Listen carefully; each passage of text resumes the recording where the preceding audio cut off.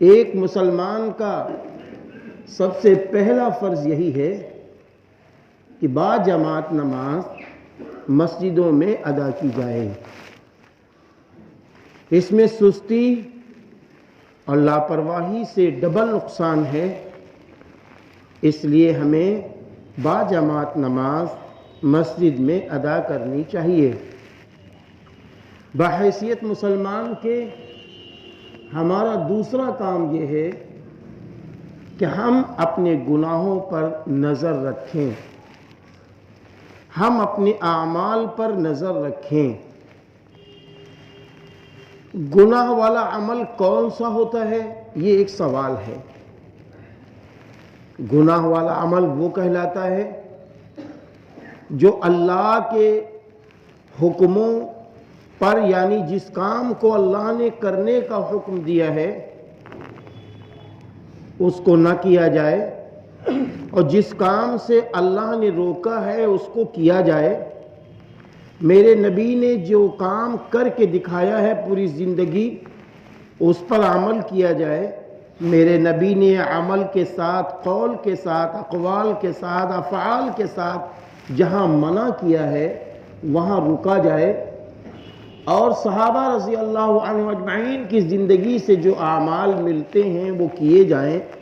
جہاں سے روکا گیا ہے وہاں رکا جائے، یعنی قرآن و حدیث کی روشنی سے ہٹ کر جو اعمال کیے جائیں گے، چاہے وہ رسمیں ہوں، چاہے وہ بدعات ہوں، یہ سب گناہ کے کام۔ کل بدعت ضلالہ وکل ضلالۃ فی النار، ہر بدعت گمراہی ہے اور گمراہی کا ٹھکانہ جہنم ہے۔ اس لیے ہم سنت نبوی صلی اللہ علیہ وسلم والے اعمال اپنی زندگی میں داخل کریں، چاہے وہ تجارت کا معاملہ ہو، چاہے گھر میں رہن سہن کا معاملہ ہو، چاہے شادی کا معاملہ ہو، اور یا اسی طریقے سے دوستی کا معاملہ ہو۔ یہ سارے نمونے رسول اللہ صلی اللہ علیہ وسلم کی زندگی میں موجود ہیں، اس لیے رسول اللہ صلی اللہ علیہ وسلم کی زندگی کو سامنے رکھ کر ہمیں اپنی زندگی گزارنی ہے۔ یہ پکا اور پختہ ارادہ کریں اور گناہوں سے بچتے رہیں، کیونکہ اگر ہماری زندگی گناہوں سے گزر گئی یا ہماری زندگی نیک کاموں میں گزر گئی تو یاد رکھنا، نیکی اس وقت تک انسان کا ساتھ نہیں چھوڑتی جب تک کہ یہ جنت میں داخل نہ کرا دے، اور گناہ انسان کو اس وقت تک نہیں چھوڑتے جب تک کہ اللہ حفاظت فرمائے جہنم میں نہ ڈھکیلوا دے۔ اس لیے ہمیں گناہوں والی زندگی سے بچنا ہے اور اپنی ماں و بہنوں کو گناہوں والی زندگی سے بچانا ہے۔ ہر باپ کی یہ ذمہ داری ہے کہ وہ کلکم رائن حدیث کے تحت اپنی زندگی گزارے، یعنی جو بڑا ہے اپنے چھوٹوں پر نظریں رکھے، اور گھر کا جو ذمہ دار ہے اپنی ماں و بہنوں پر اور اپنی بیویوں پر، اپنی بیٹیوں پر نظریں رکھے کہ کوئی کام خلاف شرع تو نہیں ہو رہا ہے۔ ان باتوں کی طرف جب ہماری اور آپ کی نظر ہوگی تو پھر اللہ کی مدد آئے گی۔ اللہ تعالیٰ نے قرآن کریم میں فرمایا ہے ان تنصروا اللہ ینصرکم، اگر تم اللہ کی مدد کرو گے وہ اللہ تمہاری مدد کرے گا۔ اس لیے ہم بحیثیت مسلمان، ہماری یہ ذمہ داری ہے، دنیا کیا کر رہی ہے، کتنے گناہ کے کام کر رہی ہے، کس رخ پر جا رہی ہے، کیسی مستی کر رہی ہے، ہم کو دنیا میں اس لیے نہیں بھیجا گیا۔ ہمارے سامنے ایک ہی نمونہ ہے، ایک ہی آئیڈیل ہے، ایک ہی اسوہ ہے۔ لَقَدْ كَانَ لَكُمْ فِي رَسُولِ اللَّهِ أُسْوَةٌ حَسَنَةٌ، تمہارے لیے بہترین نمونہ حضرت محمد صلی اللہ علیہ وسلم کی زندگی میں موجود ہے۔ ہم نبی کے نمونے کے بعد کسی کے نمونے کو للچائی بھری نگاہ سے نہیں دیکھیں گے، اور نبی کا نمونہ ہمیں یہ بتاتا ہے کہ کہیں صبر سے کام کرنا پڑے گا، کہیں حکمت سے کام کرنا پڑے گا، کہیں دعا مناجات سے کام کرنا پڑے گا، اور کہیں پر ہمیں آپ کو اللہ اور رسول کے آگے جھک کر، اللہ کے حکموں کے آگے جھک کر اللہ کے سامنے باتیں رکھنا پڑے گا۔ اس لیے دوسرا کام یہ ہے کہ ہم گناہوں سے اپنی زندگی کو بچائیں۔ تیسرا کام یہ ہے جو حکم ہم کو اللہ اور رسول کی طرف سے ملے ہمیں اس پر عمل کرنا چاہیے۔ ہمیں اپنے جذبات کا اظہار بھی ایمان کی روشنی میں کرنا چاہیے، ہمیں اپنے جذبات کا اظہار اپنے من کی روشنی میں نہیں کرنا چاہیے۔ ابھی ملک کے حالات ہمارے اور آپ کے سامنے ہیں، اس لیے ایسے حالات میں ہمیں اپنے من کا اظہار کہیں نہیں کرنا ہے، ہمیں اپنے جذبات کا اظہار کہیں نہیں کرنا ہے، ہمیں کہیں کوئی جوابی کارروائی نہیں کرنی ہے، ہمیں خاموشی سے اپنے گھروں میں رہنا ہے۔ لمبے لمبے سفر ہیں، ان سفروں سے ہمیں آپ کو بچنا ہے۔ حالانکہ سفر میں ابھی الحمدللہ کوئی ایسی دقتیں نہیں ہیں۔ کل ہم بلیا پرسوں گئے، وہاں جلسہ تھا، تقریر ہوئی، الحمدللہ اللہ پاک کا فضل احسان ہے، بائی کار گئے، بائی کار آ گئے، لیکن پھر بھی ہم اگلے آنے والے دنوں میں اپنے لمبے لمبے سفر سے پرہیز کریں، بازاروں میں چوراہوں پر کھڑے ہونے سے پرہیز کریں، ایسے جملے سننے سے پرہیز کریں جہاں سے ہمیں کوئی جذبہ پیدا ہو۔ کوئی ضرورت نہیں ہے، یہ ملک ہندوستان ہے، یہاں مختلف دھرم کے لوگ رہتے ہیں، اپنے اپنے دھرم کی روشنی میں اپنا اپنا لوگ کام کرتے ہیں۔ ہم کو اپنے دھرم کی روشنی میں کام یہ کرنا ہے، ان اللہ مع الصابرین، یقیناً صبر کرنے والوں کے ساتھ اللہ ہوتا ہے۔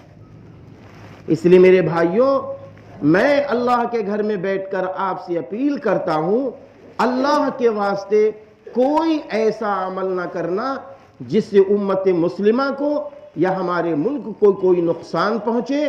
کوئی جوابی کارروائی ابھی نہیں، ہمیں اسی طریقے سے سوشل میڈیا کے اندر کوئی جملے نہیں لکھنے ہیں، کوئی غلط قسم کے کمنٹس نہیں لکھنے ہیں، ہمیں اس کا بھی خیال رکھنا ہے۔